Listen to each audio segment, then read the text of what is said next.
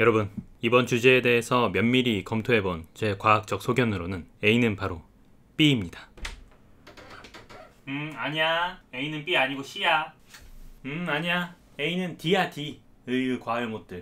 라카, 여러분 안녕하세요. 락서입니다. 여러분, 이 과학의 발달이라는 게 정말 무서울 때가 있잖아요. 요즘에 인공지능 이야기를 안 할 수도 없을 것 같긴 한데 진짜 하루하루 다르게 발전하죠. 한 10년 전에 혹은 5년 전만 해도 지금 인공지능이 일을 다 해줄 거야, 그림도 그려줄 거야, 소설도 써줄 거야 라고 하면 믿으셨겠어요? 그런데 정말 그런 일들이 실제로 일어나고 있기도 하잖아요. 겨우 몇 년 전, 몇십 년 전 일도 이런데 옛날 일이라면 더 어떻겠어요? 사실 우리가 지금껏 당연하다고 생각해왔던 과학의 이론들 있잖아요. 예를 들어서 진화론, 그리고 지동설, 유전학 법칙이라든지 아니면 지구의 나이라든지 이런 것들 모두가 지금은 대부분 공유하고 있는 지식이고 이상하게 생각하지 않잖아요. 그러니까 일부 지구 평평설을 믿는 사람도 있고 지구의 나이가 아직도 1만 년도 안 됐다 이렇게 주장하는 사람들이 있긴 한데 그걸 이제 우리가 그래 알았어 라고 이렇게 그냥 반응하지 이 사람 진지하네 라고 받아들이진 않잖아요. 자, 이렇게 해서 우리 인류는 여태까지 많은 과학 지식들을 정립해오면서 우리가 일반적으로 상식이라고 여기는 것들을 받아들이게 되었는데 과연 그게 정말 처음부터 상식이었을까요? 당연히 그럴 리가 있겠습니까? 진화론을 처음부터 믿었다? 천동설이 아닌 지동설부터 믿었다?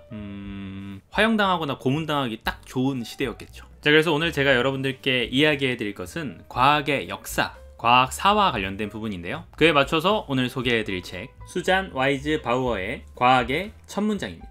역사로 익히는 과학 문해력 수업, 과학의 첫 문장. 이 책은 참고로 이전에 한번 나온 적이 있던 책이에요. 아마 제목이 문제적 과학책들이었나? 그 제목으로 나와 있었는데 이번에 새롭게 판을 짜면서 제목까지 바꿨더라고요. 수잔 와이즈 바우어라는 저자에 대해서 사실 저는 처음 들어보긴 했었는데 알고 보니까 이전에 제가 읽고 싶었던 책의 저자이기도 하더라고요. 그게 뭐였냐면 바로 독서의 즐거움이란 책이었는데 여러분, 제 채널의 이름이 락서잖아요. 그게 독서의 즐거움이란 뜻이거든요. 혹시 모르셨나? 그럴 수도 있죠. 그래서 저는 이제 개인적으로 이 독서의 즐거움이란 제목을 보고 이거 읽어봐야겠는데? 그렇게 생각을 했던 기억이 나긴 하는데 그때 사실 읽어보진 못했지만 그 작가, 이 수잔 와이즈 바우어가 집필한 과학사 책입니다. 이 저자는 기본적으로 과학자라기보다는 역사학자에 가깝고요. 그래서 우리가 일반적으로 과학서라고 여기면 되게 어려울 수 있는데 이 작품 속에서는 정말 대중적으로 저도 알아들을 수 있고 누구나 알아듣기 쉽게 설명을 해주고 있습니다. 과학 그 자체도 다루기도 하지만 과학의 역사에 관해서 말이죠. 이게 앞서 제가 오프닝에서 인트로로 이제 웃기게 좀 찍어봤는데 정말 과학의 역사가 정말 그래요. 그러니까 누군가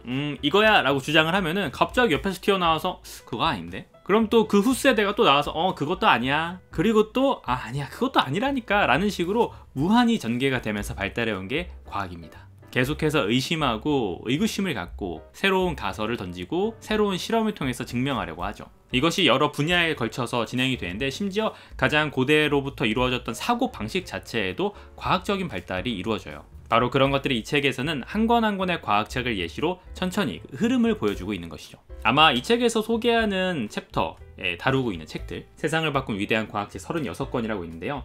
이름만 들어도 한 번씩은 들어본 작가들이 있는데, 과학자들이 있는데 이러실 거예요. 너무나 많은 이름들이 있는데 베이컨, 하비, 갈릴레이, 보일, 훅, 뉴턴, 생물학 쪽에서는 라마르크, 다윈, 맨델, 헉슬리, 왓슨, 도킨스, 윌슨, 제이 굴드. 물론 이 학자들의 하나하나를 디테일하게 알지 못하더라도 그래도 교양 삼아 잘 들어봤던 과학자들이기도 하잖아요. 자, 이렇게 특정 어느 한 분야에 있어서 어떻게 이 분야가 발전을 이루어왔는지 그 기원부터 현재에 이르기까지 과학사를 너무나 잘 설명해주고 있는 책입니다. 특히나 이 책에서 언급하고 있는 이 36권의 과학책들은 역사를 바꿨다고는 하지만 그만큼 어려운 책들이 많아요. 예를 들어서 프린키피아 이런 거 읽어보셨어요? 너무나 어렵게 써서 그 당시에도 아무도 이해를 못하는 책이라고 했던 그 책인데, 근데 그렇다 보니까 우리가 일반적으로 아무리 그렇다지만 이걸 어떻게 읽지? 라고 생각하는 것들을 이 책에서는 정말 쉽게 설명을 해주고 있습니다. 그래서 여러분들이 실제로 이 과학책, 역사를 바꾼 과학책 하나하나에 관심이 생기신다면 이 주석도 달아져 있고요. 어느 정도 간략한 설명도 들어있어서 그것들을 참고해서 읽어볼 수 있게 권하기도 해요. 하지만 제 생각에 기본적으로는 이 책만 읽어도 과학의 어느 정도 흐름, 과학사를 파악하는 데는 크게 문제가 없을 수도 있겠다,